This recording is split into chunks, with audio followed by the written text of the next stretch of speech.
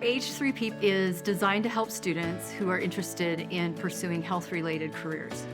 Was born out of a recognition that we have a lot of students on campus who are interested in careers in health, and there was a real need to serve these students in terms of advising, career prep, preparation for applications, and so it's really a one-stop shop for career planning for the health sciences.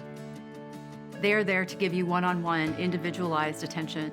Our H3P experts will help guide you no matter what direction you want to go. So we have students who are interested in pursuing all variety of different career paths that are health-focused, and they will help to provide you with the information that you need to be successful in applying to those various programs. Healthcare professional schools are looking at students as a complete package. They want to know all these different aspects of how you've come to be the person that you are and why you're interested in this kind of profession.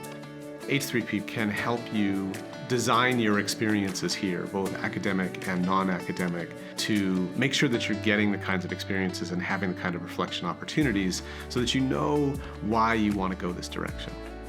One of the outcomes of our new partnership with the University of Washington School of Medicine and Gonzaga is that we are starting to see new opportunities emerge that we didn't have before.